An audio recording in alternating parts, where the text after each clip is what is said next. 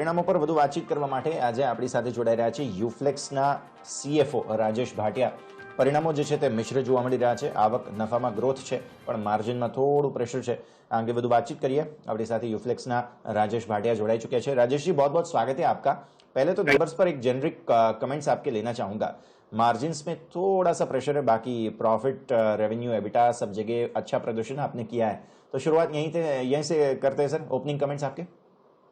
Sir, volume growth बहुत अच्छा रहा इस क्वार्टर में. Q1 में करीब 30% production and sales volume growth रहा, जो बहुत हेल्दी है. और इसके चलते आई थिंक जैसे हमने पहले भी मार्केट में गाइडेंस दी है कि इस साल में हम 15 से 20% का ग्रोथ रेट देख रहे हैं, तो हम लोग ऑनलाइन हैं उस पे.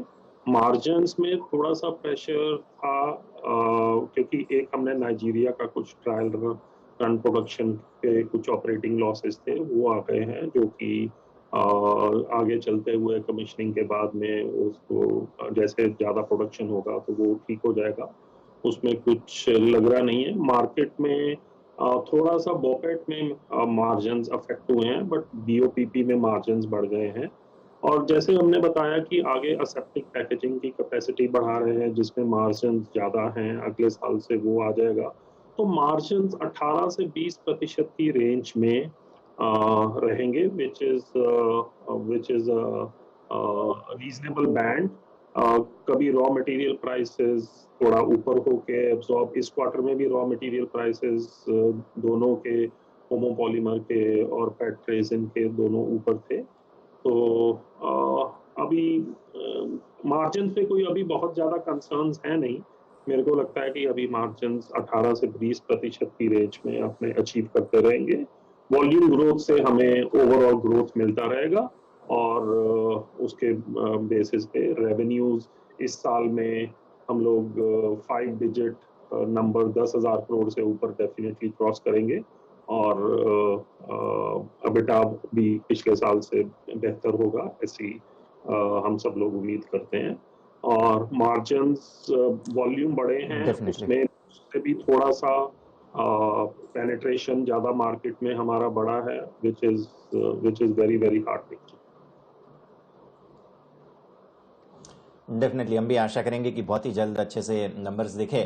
रॉ मटेरियल प्राइसेस की आपने बात की, ये और कितना परेशान कर रहा है, और रॉ मटेरियल प्राइसेस के जो इन्फ्लेशंस हैं उसके बारे में थोड़ी सी ट्रेजेक्टरी बताइए. आने वाले वक्त में क्या और आप एक्सपेक्ट कर रहे हैं कि प्राइसेस बढ़ेंगे? आई थिंक पीक आउट हो गए हैं, ऐसा लग रहा है प्राइसेस.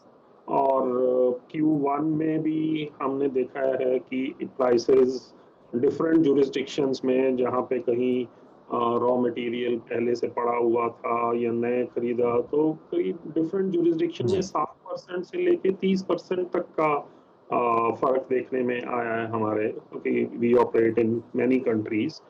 तो आगे चलते हुए मेरे को रॉ मटेरियल प्राइसिंग में स्टेबिलिटी नजर आ रही है. उल्टा हो सकता है प्राइसेस थोड़ा सा करेक्शन में ही हो जाएं, बट कोई अब आगे 2 क्वार्टर में काफी जो रॉ मटेरियल साइड में जो उतार चढ़ाव देखने को मिला, तो वो आई थिंक आगे चलते हुए स्टेबलाइज मेरे को तो दिख रहा है जी.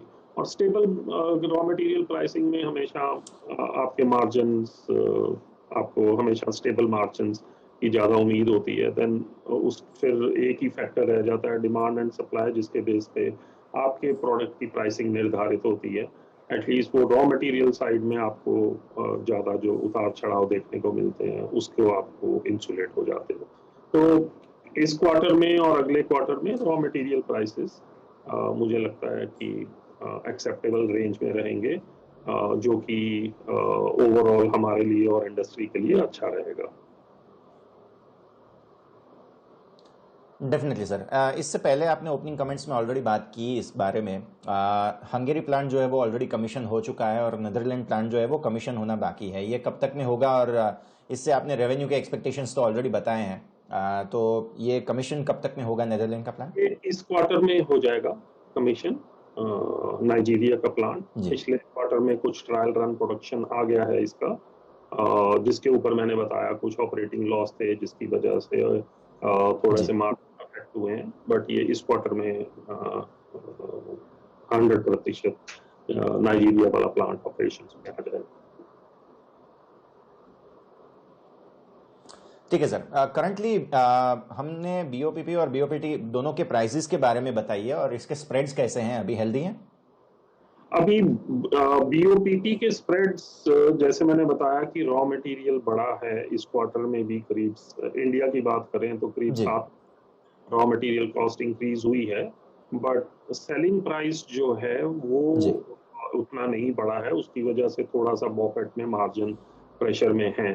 बट बीओपीपी में मार्जिन जितना रॉ ठीक है। मटेरियल प्राइसेस बढ़े हैं उससे ज्यादा सेलिंग प्राइसेस बढ़े हैं, तो वहाँ मार्जिन हमारे लिए और सबके लिए, जो भी उनमें मेन प्लेयर्स हैं सबके लिए उसमें मार्जिन बेटर हुए हैं। तो थोड़ा बहुत product wise plus minus demand supply equilibrium के बेस पे ये स्थिति बनी हुई है, और that is what business is all about. So I think margins 18 to 20 is a range which gives us enough cushion.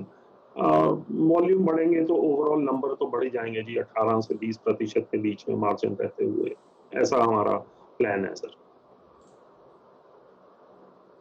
Definitely sir. अब आने वाले वक्त में कैपेक्स के कोई प्लान्स हैं उसके बारे में बताइए, और उसको कैसे फंड करेंगे इन सारे प्लान्स को, वो भी हमें शेयर कीजिए सर।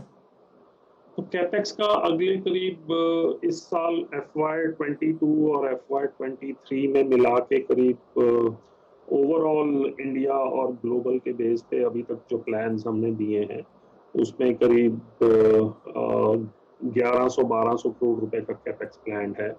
उसमें करीब 60% to 65% डेट से फाइनेंस कर लेंगे और बाकी इंटरनल एक्यूल्स से कर लेंगे, और इसमें ऑलमोस्ट फाइनेंसिंग टाइड अप है सारा, और ये 2 साल में जब आएंगे तो उसमें से भी हमें रेवेन्यू ग्रोथ उसके बेस पे भी प्लान करके देखने को मिलेगा।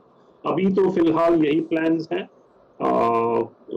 तो अगर हम ओवरऑल देखें तो इस साल में एक्सपेक्ट करेंगे 5 digit numbers turnover, EBITDA of overall EBITDA of 18 से 20% के बीच में। तो सारी ratios, debt equity, debt EBITDA, liquidity, सारी रेशोज कंफर्टेबल हैं जी, और वॉल्यूम के बढ़ते हुए जब नंबर्स प्रॉफिट बढ़ेंगे तो ये रेशोज और बेटर ही होंगी FY23 एंड बियॉन्ड में। ठीक है सर। इसके अलावा सप्लाई साइड के कोई इश्यूज आप देख रहे हैं अभी इंडस्ट्री को लेकर, और क्या आप यहाँ पर ये इश्यूज कोई कंटिन्यू होंगे, ऐसा कुछ देख रहे हैं अभी?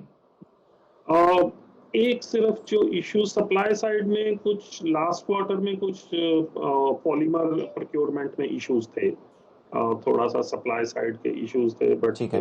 हम लोगों को इतना उसका उसका इम्पैक्ट नहीं हुआ, क्योंकि हम ग्लोबल सोर्सिंग करते हैं, हमारे प्लांट सिर्फ इंडिया में नहीं है, बाहर भी हैं, तो हम मल्टीपल सोर्सेज के चलते हुए, बट ये थोड़ा सा पोजीशन सप्लाई का टाइट था, प्राइसेस बढ़ रही थी, तो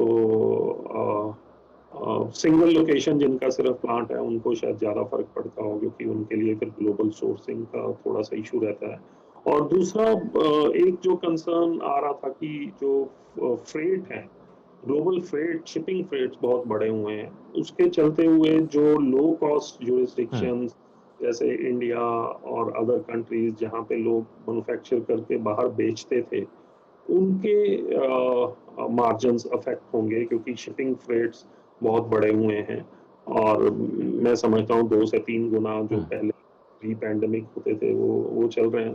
तो उसके चलते जो लोग बाहर हैं, क्लोज टू द कस्टमर हैं, क्योंकि सब लोग लैंडेड प्राइस कॉस्ट पे जाते हैं, तो उनको एडवांटेज 100% मिलेगा। तो हमारे एक सब्सटेंशियल ग्लोबल ऑपरेशंस में, जहाँ पे हम करीब हमारी 80% कैपेसिटी पैकेजिंग फिल्म्स की बाहर है, क्लोजर टू द कस्टमर, वहाँ पे एक एडवांटेज देखने को ये जरूर मिलेगा कि जब जो लोग लोअर कॉस्ट जुरिस्डिक्शन से एक्सपोर्ट करते हैं इंडिया से या और किसी ऐसी जुरिस्डिक्शन से, और अगर फ्रेट रेट्स ज़्यादा हैं, तो जो मैन्युफैक्चर लोकल वहाँ करते हैं उनको ये बेनिफिट थोड़ा सा मिलेगा शिपिंग रेट्स के बढ़ते हुए।